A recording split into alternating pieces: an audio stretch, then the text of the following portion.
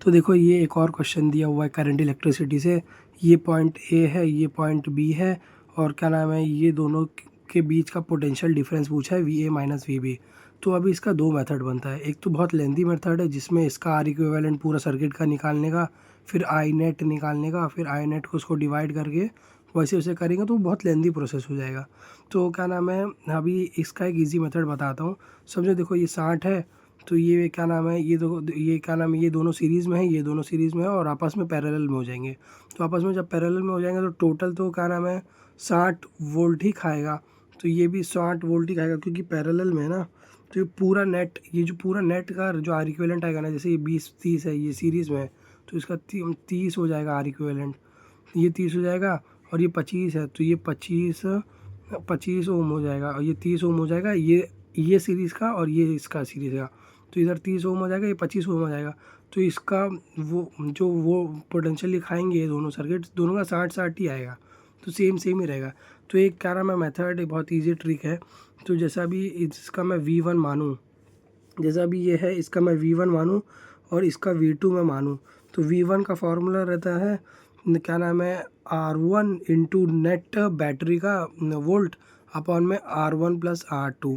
ठीक है, तो अब इधर R1 क्या है 20 है, तो 20 इंटू और नेट बैटरी का वोल्ट 60 है, तो 60 अपॉन में 20। इधर ये सीरीज़ में देखो, ये ब्रांच में देखो 20 है और ये 30 है, तो ये R1 प्लस R2 हो जाएगा।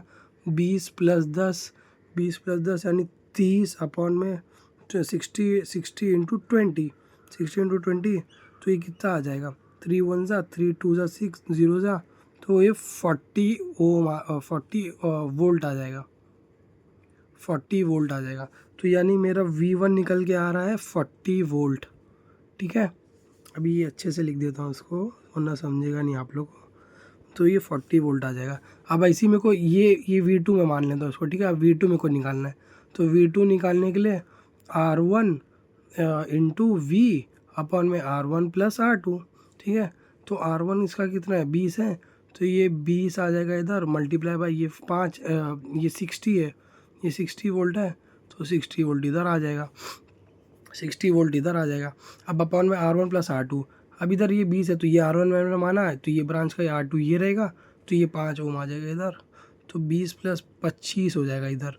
तो ये 4 ज़ा, ये 5 ज़ा, ये 5 ज़ा, 5 1 ज़ा, 5 1 ज़ा 5, 5 2 ज़ा, तो 12 इंटू 4, 12 इंटू 4 कितना होता है, 12 इंटू 4 हो जाएगा, 12 इंटू 4 शायद हो जाता है 48, शायद सही होगा, हाँ सही होगा 48 होता है। ठीक है, 12 8 4 48 हो जाएगा।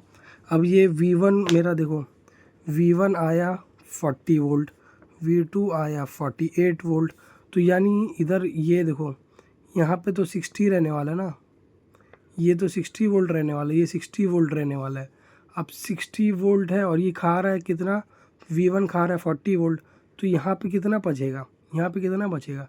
अगर ये 60 वोल्ट इधर है क्योंकि बैटरी का 60 है, तो ये 60 इधर है, ये पैरेलल में है दोनों। अगर आर इक्विवेलेंट निकालेंगे तो ये 60 हो जाएगा क्योंकि पैरेलल में क्या नाम है पोटेंशियल सेम रहता है। तो ये 60 है, तो ये अगर 60 खा रहा है तो ये हो जाएगा, तो क्या नाम है 40 वोल्ट, इधर 40 वोल्ट खा रहे हैं तो इधर 20 बचेगा, और इधर ये 60 है, ये 48 वोल्ट खा रहा है, 48 वोल्ट खा रहा है, तो इधर 12 वोल्ट बचेगा। यानी VA मैं देखूँ 60 माइनस का 40 तो 20 इधर, और VB देखूँ तो 60 माइनस का 48 तो 12 वोल्ट।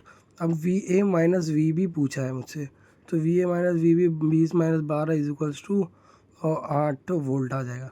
और ये बहुत रिलेटेड क्वेश्चन है, ऐसे क्वेश्चन बन सकता है अगर मॉडरेट लेवल के बनाने रहेंगे। ऐसे और भी क्वेश्चन चाहिए रहेंगे तो बताना मुझे।